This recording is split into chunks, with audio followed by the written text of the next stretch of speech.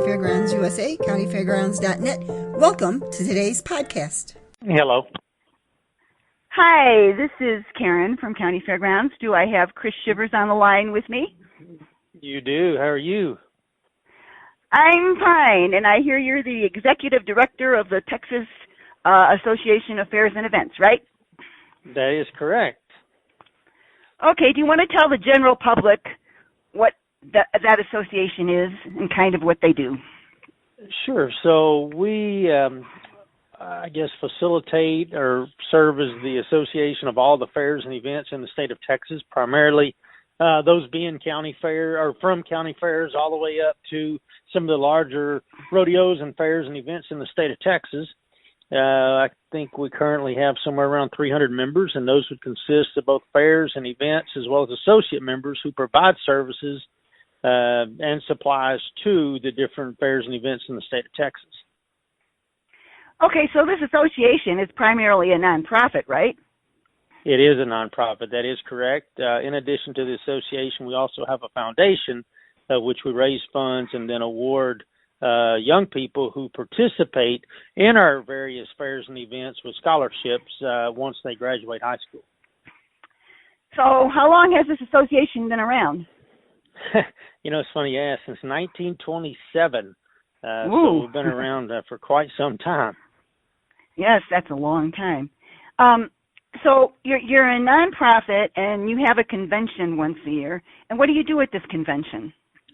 So the convention is kind of, two or threefold. One being education, two being fellowship, and then three, providing opportunities for our different members to come attend a trade show and see what the latest and greatest or book entertainment. We also do have some talent showcases where we showcase a number of different acts from jugglers to, grounds attractions to musical acts.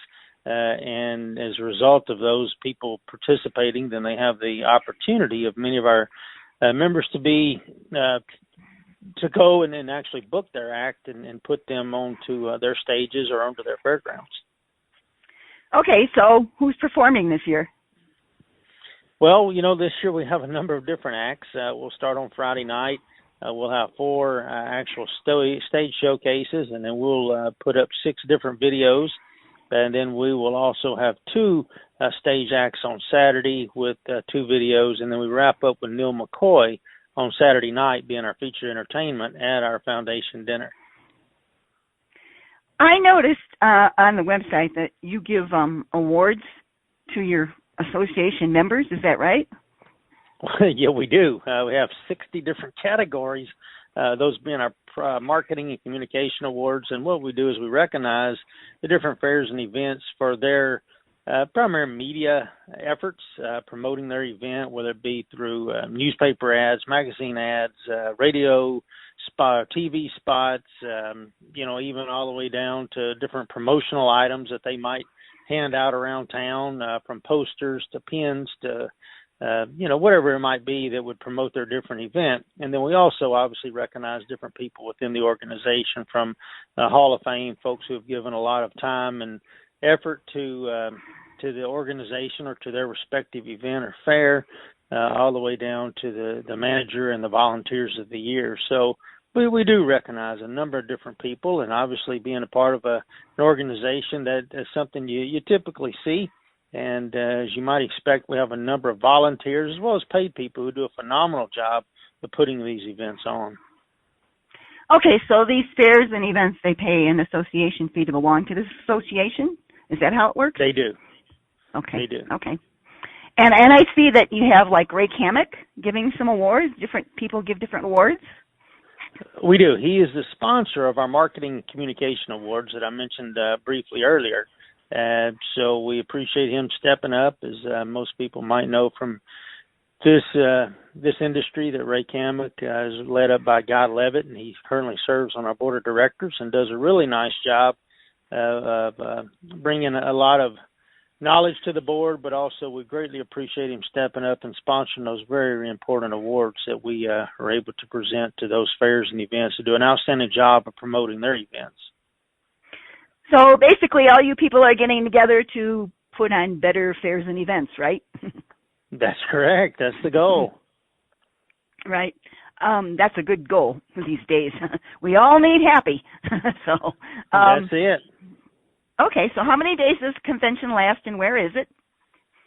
So it'll be in Galveston, Texas. It's going to start on January the 9th, and it'll conclude on the 12th. We have our educational program, and the majority of the day on Thursday, and then Friday morning we'll have a president's reception on Thursday night, and then Friday at 12:45 we'll kick off with what we call our general session, which is kind of the first truly formal activity of the weekend, and then we'll have educational programming on Friday evening. We'll have the talent showcases and a dinner on Friday night. We pick up again with a general session where we do recognize those fairs and events for their marketing communication efforts on Saturday morning. And then we go into some educational programming. We have what we call our awards luncheon at noon, where we'll give the Hall of Fame, the Professional of the Year, and the Volunteer of the Year, as well as have a graduation ceremony for a group of folks who have come through what we call our Texas Event Management Institute, which is a certification program where they've attended a number of different programs to better serve their fair or event. And then that afternoon, we will have some educational programs. We'll have our trade show, and then we conclude the day on Saturday evening with our foundation dinner, where I mentioned earlier Neil McCoy is going to come, as well as Coffee Anderson will be performing in our after party. Then the last event of the convention will be there on Sunday morning, where we have a closing session. We have our business meeting. We elect and announce the new board of directors and leadership, and then everybody packs up and heads home. Okay, so basically this association and other associations across the country, there's different associations in pretty much in each state. But what you're trying to do here is give these event promoters some more education as to how to put on a better event. That's right. You know, much like any of these other fairs and events, they're made up of volunteers, and we appreciate what those people do to cater to their local community and make an event better.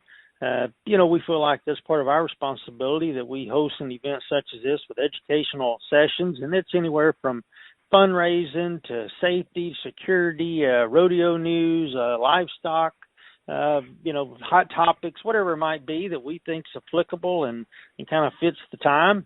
So we put those on, and these folks are able to come and learn about the latest and greatest. And we try to use many of our own people who are able to share what they do in their event in hopes that others can take some of that information home to better their event. Okay, that sounds like a good thing. I know that some of the fairs have problems as they go along, and it's a big job to put on a county or state fair or a big event. It's a lot of work. I used to do some of those myself. So I do understand where you're coming from, and it sounds like a really good thing for the fairs and events to belong to and to get into. So do you have any idea how many people will be attending this year's event, association I do. thing? We'll be right at, I think there's 685 people coming, so right short of the 700 mark, and that's kind of typical to where we've been the last couple of years. We do continue to grow that event, and as well as continue to grow our membership. So we're looking forward to a large delegation of people coming and having a great time and learning some things and going back to their respective communities and making their events bigger and better. And as a result of that, like you said, everybody's happy and everybody wins. Yes, I looked at your entertainers list for your trade show, and I have actually interviewed some of those people. And so how do the entertainers get to be involved in this? How do they reach you? So they can call us. Our number for the Texas Association of Fairs and Events is 830-990-1332. As you mentioned, we do have a website, and obviously we have an email address. And the website's texasfairs.com. And then we also have our email address, which is all spelled out, and it's texasfairsandevents@gmail.com. Hey, Mr. Chris, how long have you been executive director? This will be my third year. Oh, boy. It sounds like a lot of work. Do you enjoy it? I do enjoy it. It's a lot of work, like you say, yeah. But we have a good group of folks that are all working for the good of the industry, and it's really been a pleasure to work with these folks. I read something on your website about you're working on taxes or something for the fair associations. Did I read something like that? Yeah, oddly enough, last year we had an educational program where we brought in the Texas comptroller, or their agency, not necessarily the comptroller himself. But as a result of that, and there had been some issues, or really not even issues, but we were informing our members about some of the things that were taxable and make sure that they were up to speed with the code. And that's certainly something that many times maybe our fairs and events lose sight of, that they are taxed on different products, whether it be things sold there at their event or parking or, food and beverage or whatever it might be. So we brought those in. As a result of that, we did have one of our members that went back and contacted his state senator, and then it was presented to our House and Senate here in the state of Texas that the fairs be tax exempt. Obviously, the fairs do a number of positive things for the community, and not to mention the scholarships and awards that they present to young people. And that was recently passed in the last session here. So we are going to bring in some representatives from the Texas State Comptrollers, and they're going to enlighten our group on what those new laws are going to entail. That sounds like a real good positive thing. Okay, so let's end this with you tell our listeners where this convention is this year, and is it always held in the same place? It's not. We move it around. Now, once we do get into a location, we typically stay there from 3 to 5 years, but this year, and it'll be our second time, in Galveston, Texas, at the Galveston Island Convention Center. And I mentioned earlier, it'll start on the 9th and conclude on the 12th. We have 3 different hotels that we'll be utilizing, and then we'll have the trade show and all the educational forums there in the actual convention center. So it's a lot of fun, and if some of your listeners are not yet signed up, we certainly hope that maybe we've piqued their interest slightly and hope that they'll come and be involved. Well, one of my entertainers said to say hi to you. That would be Mr. Bill Coleman. All right. He's always a good member, and we appreciate him coming down every year. Yeah, he does a phenomenal job, and I tell you, a lot of our events really, really enjoy him coming and performing, and we look forward to having him again at our trade show. Okay, well, it starts January 9th, I believe? It does. That'll be on a Thursday. Okay, and it lasts till Sunday the 12th. Okay. Well, have a good convention, and I've enjoyed really talking to you, and I think that the country will like to learn about what a fair association, a state fair association does. Thank you very much. Thank you. Mm-hmm. Bye-bye. Bye-bye.